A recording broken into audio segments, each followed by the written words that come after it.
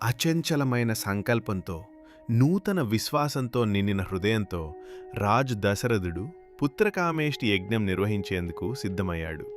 ప్రాచీన శాస్త్రాలు నిర్దేశించిన ఈ మహాయాగం దైవానుగ్రహాన్ని కోరే అత్యంత పవిత్రమైన క్రతువు.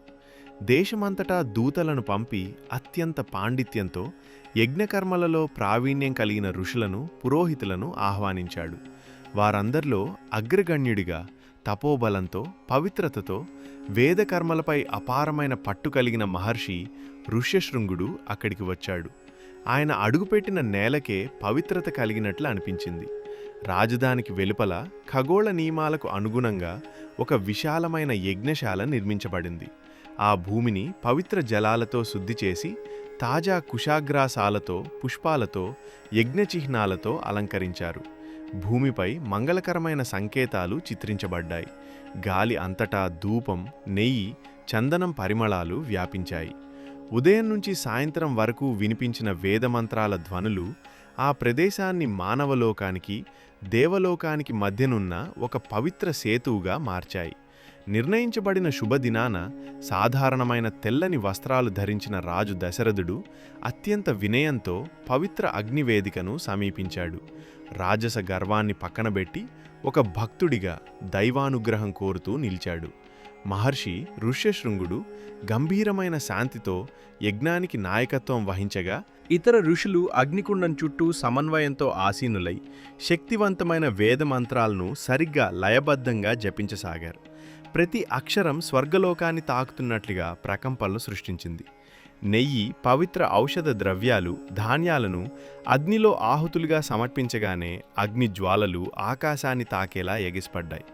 బంగారు ఎర్రని కాంతులతో మెరిసిన ఆ అగ్ని అపూర్వమైన దివ్యశక్తితో మండుతున్నట్లుగా కనిపించింది. గాలి కూడా నిశ్చలమైంది. పక్షులు మౌనమయ్యాయి. కాలమే నిలిచిపోయినట్లుగా అనిపించింది.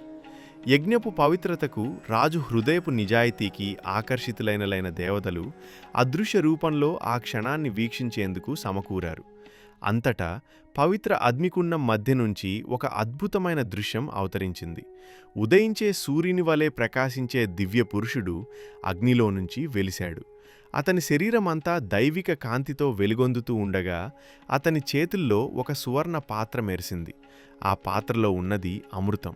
దైవిక జననానికి కారణమైన పవిత్ర నెక్టరు, జీవనానికి, విధికి, బ్రహ్మాండ లక్ష్యానికి ప్రతీక. ఆ దివ్యదూత కరుణతో నిండిన గంభీర స్వరంతో ఇలా పలికాడు: ఓ రాజా దశరథ, ఈ పవిత్ర అమృతాన్ని స్వీకరించుము. దీనిని నీ రాణులకు పంచుము. వారిలో నుండి అపార గుణసంపన్నులైన కుమారులు జన్మిస్తారు. ధర్మాన్ని రక్షించేవారు, మహత్తర విధిని మోసుకొచ్చేవారు. ఆ దివ్యవాక్యాన్ని ప్రకటించిన తర్వాత ఆ ప్రకాశమయుడు మళ్లీ అగ్నిలో లీనమయ్యాడు. ఆ స్థలమంతా ఒక అపూర్వమైన మౌనం అలుముకుంది. భక్తి, ఆశ్చర్యం, భయభక్తులతో నిండిన నిశ్శబ్దం. కంపించే చేతులతో, భక్తితో నిండిన కళ్ళతో దశరథుడు ఆ సువర్ణ పాత్రను స్వీకరించాడు. ఈ వరం తన కోసం మాత్రమే కాదు, సమస్త లోకాల శ్రేయస్సు కోసం లభించిన దైవానుగ్రహమని అతనికి స్పష్టంగా తెలుసు. ఋషులకు, పవిత్ర అగ్నికి వినయంగా నమస్కరించి ఆ అమృతాన్ని అత్యంత జాగ్రత్తగా రాజప్రాసాదానికి తీసుకెళ్లాడు. మహర్షి ఆదేశానుసారం రాజు ముందుగా రాణి కౌసల్యకు ఆ పవిత్ర అమృతాన్ని సమర్పించాడు. ఆమె శుద్ధమైన స్వభావం, అచంచలమైన ధర్మమనిష్ట ఆమెను ఆ వరానికి అర్హురాలిని చేశాయి. తదుపరి భాగాన్ని రాణి కైకేయికి అందించాడు.